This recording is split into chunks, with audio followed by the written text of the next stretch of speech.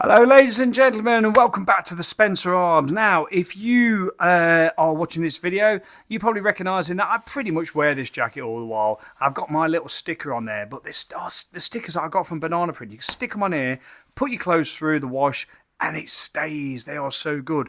Anyway, I've just had 2 pints of Guinness, and you'll have to watch a previous video to see what that was all about. But what am I going to have now? Well, it's got to be the Murphys, isn't it? So join me for a pint of Murphys. Well, when I say a pint of Murphys, a 440 milliliter can of Murphys coming to you right now. Way, here it is. So Murphys is back on the town. Now, here's the thing. Before my beloved Tap and Barrel closed down, I went in a few weeks previous, and they had Murphy's on draft. So it's still obviously available to get in keg and that. And do you know what? It wasn't nitroed, it wasn't widgeted or anything like that. It was straight hand pull. And it was lovely. It was really nice. It was robust. It was good. It was pleasant. And we were all disappointed when it actually finished. And then to hear that Heineken has obviously thought to themselves, now I didn't even know Heineken owned Murphys. I know nothing about Murphys. I used to drink Murphys years ago. And I've even bought a Murphys glass, an old glass, from what's it called? Bloody Vinted. So whilst I'm talking to you, I'm going to get this out. Now, I just want to tell you about a widget, right? So I'm going to do a Guinness, the way to pour a Guinness draft can, because everybody says about dumping it in, everything. No. Guinness wants to have a smooth pour for a smooth head. The widget does the work. So when they can these cans, they drop the widget in, the beer goes in, and they put nitrogen in, and then when they can it, the nitrogen, it basically forces the nitrogen and the beer into the widget. When you open the can, the widget goes crazy, like a torpedo all around, because the pressure drop release, there's different pressures and ambience and pressures in the can as well as in the widget through the tiny hole, and it goes off like a rocket, just surging the stuff. These ain't a hard pour. You don't need to hard pour. So what you need to do with these, you need to open the can, let the widget do its shit for a minute or two, and then pour it nice and steady. Here we go. The widget is rolling around. Let it do its stuff for a second. Then we want to pour this nice and slowly. Look, it's already surged. Look at it. You can see that colour change here. Now, the Guinness is probably a little bit better than this. But you think that you're pouring it slowly is not going to give it that head, but it is.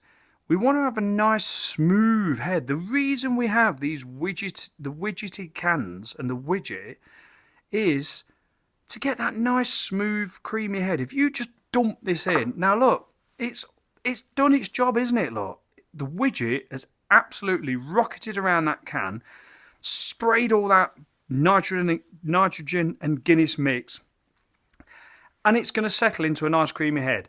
If you pour that, and it's still a bit bubbly, if you pour that in, it'd be like a really over-exaggerated frothy head. But anyway, the beer reviewer, I don't know much about Murphys. I used to drink it years ago. When I used to go to New Quay, I used to drink Murphys, I used to drink Beamish, Guinness, and I loved them all. And I never really thought, oh, that's better than that, that's better. I just thought they're different. Anyway, I do know that I had one of these last night, and I have to say, even with my disappointment of not having the proper Irish one come today, whether or not it's still brewed in Ireland or whether just Heineken brew it, it's supposed to be brewed in Tadcaster, that's the word on the street. This has been brewed in Edinburgh, it says, at St Andrew's Square, Edinburgh. So yeah, Heineken own Murphys, that's it. But I had one last night, and I've got to admit, I did think, it's quite smoky. I quite enjoyed it. Anyway, right, let's get into this. Let's see. Now, I've got this nice Murphy's glass. I think you like it. A bit of vintage. Nice and clean. No nucleation points. Nice and black. Looking good. Good head. This was poised, nice and smooth. So like I say, don't need to do the dump pour. The widget is there for a reason. Let it do the work. Cheers.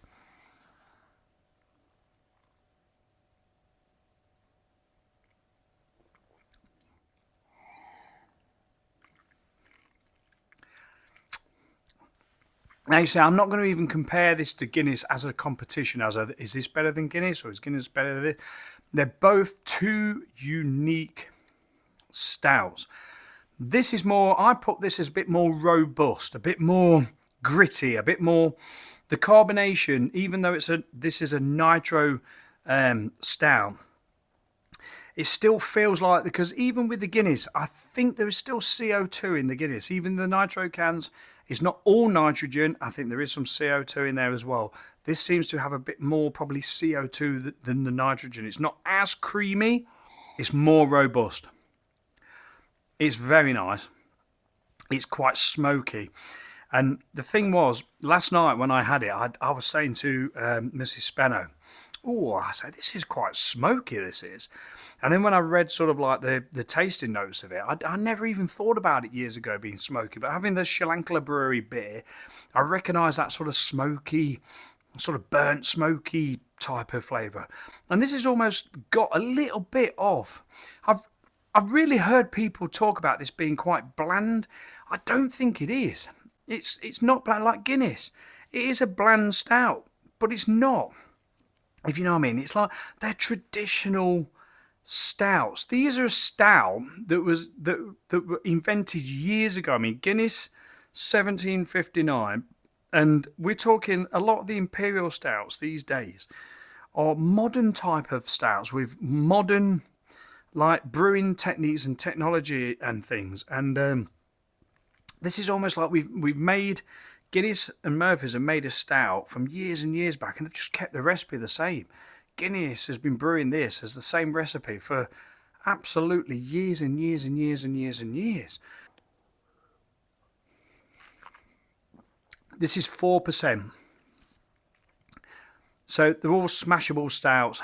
This one ain't quite as smashable. This one isn't quite as throw it down your neck, refreshing, then leaving the dryness and the bitterness. This sort of like hits you straight away. This hits you straight away with all the flavours. It doesn't like start off and then finish. It's there and it stays, and it's the same all the way through.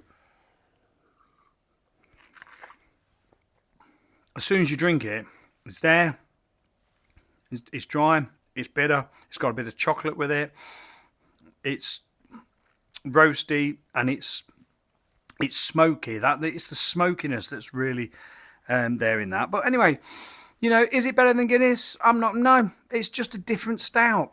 There's Murphy Stout and then there's Guinness. So yeah, but I'm really quite glad that Murphy's has come back and it's in the supermarket, because, you know, it's a good alternative. It's a good... there's lots of nitro stouts out there in the minute. Bone Irish Stout. You've got to go to Ireland. You've got to get that flavour from Ireland. You know, it's there. O'Hara's do a great one as well. They do a great nitro stout as well. And they do a lot of other good beers. I had one of their double IPAs the other day. It was a year out of date, and yet it was still absolutely bang on. So I'm looking forward. I'm going to go onto this website I've discovered from a YouTube subscriber, and there's loads of Irish craft beer. So this time next year, and some Paddy's Day, I am going to be ordering a load of Irish craft beer, and I'm going to be bringing them to the channel. And hopefully this time next year, I might be past 1,000 subscribers. You never know.